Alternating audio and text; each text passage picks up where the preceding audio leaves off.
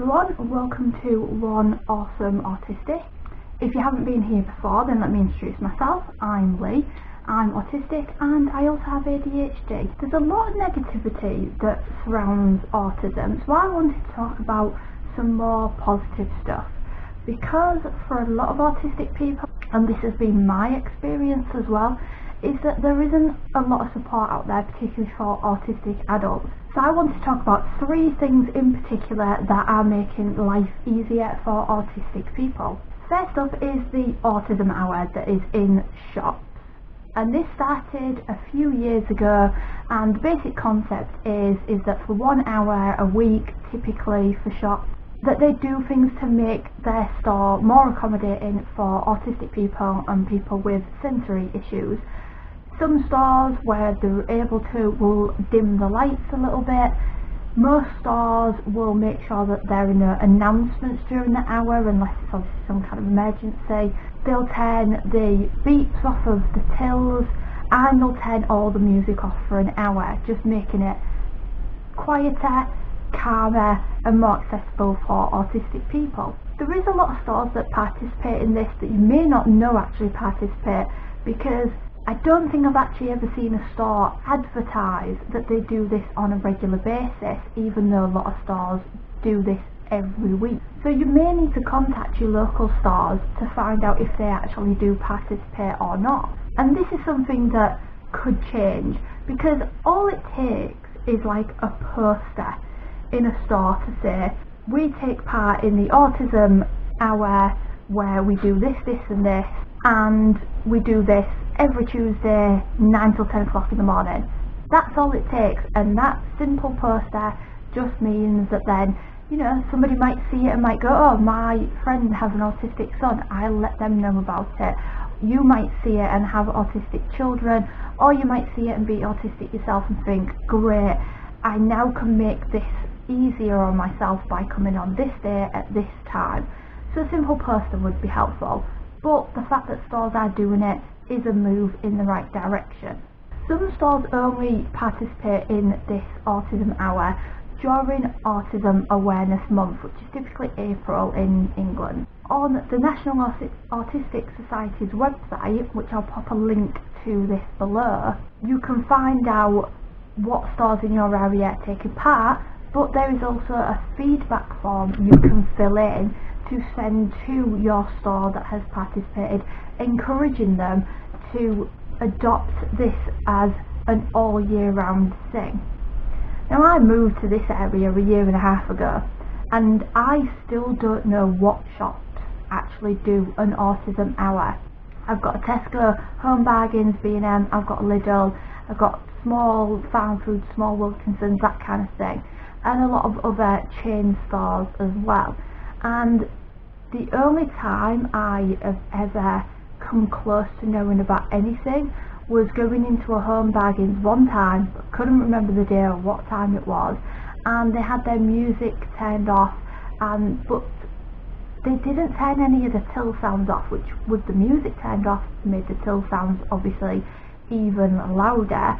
And during this time they actually made a loud announcement saying that they were doing a quiet sensory hour, something along those lines of wording. So that is the only thing I've come across in my area. What I'll have to do is I'll have to get in contact with these stores directly or their customer service department and find out who's taking part and on what days and what times. Maybe I'll have to do it in an update video as well, just to let you know how easy I found that process to find that information out as well. The second thing I wanted to talk about is the sensory or autistic screenings that are available at cinemas. These usually take place once a month, but if you're lucky enough to have a few cinemas in your area, this means that there actually may be one a week that you are able to attend. And what makes them different from a typical screening is that instead of having like zero lighting and it being pitch black, they have low lighting. You're able to move around, so you don't have to just sit in your seat. If you want to switch seats because you're uncomfortable or you need to get up and move around, or you have children that are autistic that don't tend to sit still very well throughout a whole film, they can get up and move about, have a little run about and what have you, and that is no bother, and they'll be able to see because there'll be low lighting. And also they tend to play the sound of the film lower as well, so it isn't as booming, isn't as scary, it doesn't kind of get your adrenaline going and make you feel kind of nervous and scared and what have you. And most places, if not all, that take part also have staff that have had training as well on autism, what it is, and that kind of thing. The thing I like about these screenings is that they're becoming more and more popular, which means now a lot of places have also started adult screenings. When the programme was first rolled out, it was typically just children's films. So you don't mind so much because I'm personally a fan of Disney and things like that, so if there's a Disney film, I wouldn't mind going to that regardless of if it was aimed at adults or children. And you do have a lot of autistic adults that are quite childlike as well, so that screening would be perfect for them. But as an autistic adult, the adult screenings give me a little bit more choice on the type of film to go see as well, and also gives me more choice on times. Unfortunately, I was really looking forward to attending my first screening at some point this year, but with all this kind of madness that's been going on, it means I haven't been able to attend one. Now my aim is that when I do attend one, I'm going to film a vlog that day so that I can tell you my initial reactions. Depending on how many people are actually in the screening, depends on whether I actually attempt to do a little covert filming of myself, not of the film, not being dodgy like that, but just maybe before the film and straight after, just to show the setting, lighting, sound. I'm really looking forward to that once the cinemas are opening up a little bit more. Now I'll put a link in the description below of a website that gives you all this kind of information on the screenings, and you can also find out what local cinema to you is taking part in the scheme, when their next screening is going to be, what time, what film it is, and all those sorts of details as well. Obviously you're not maybe going to find as much information right now, but it'll be a good website to bookmark so that when the time comes, you're looking for a day out, you could go and then see when the next film is and you could plan it in advance. Now the third thing I want to talk about is not something that is going to be much of an everyday occurrence, and that is the hidden disabilities assistance that you can get at airports. And this again is still a fairly new scheme.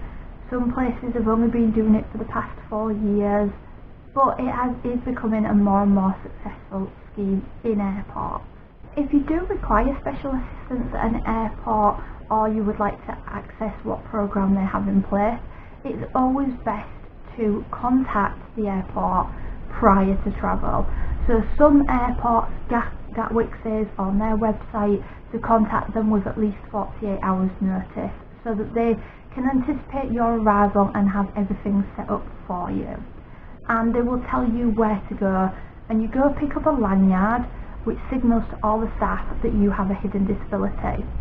Now while it signals to them that you may need extra help, it doesn't tell them what help you do need. So you still may need to ask for particular things from them, but they can at least anticipate that because they can see you come in with the lanyard on. By the looks of things on Manchester Airport's website, the lanyard was simply the sunflower lanyard, but it had like Manchester Airport written on it just in a tiny little bit at the bottom of the lanyard, and it was simply just a lanyard in most places. I think it was East Midlands Airport website that says that they give you a lanyard, but it's just a lanyard.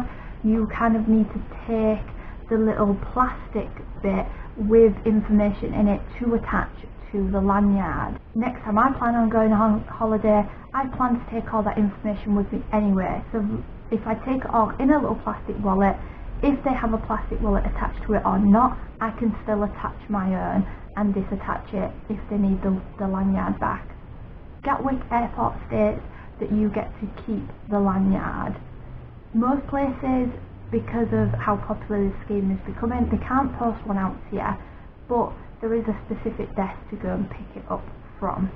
Some airports will say that they kind of like have a try before you buy type of scheme, where you can plan to go to the airport, and there wasn't details on whether somebody actually takes you on a tour or not, but it just states that you can check out the airport beforehand and where you need to check in and all those sorts of little details, so that you know what you're doing on the day and you know where you're going, so it helps to alleviate some of the anxiety and stress involved in travelling.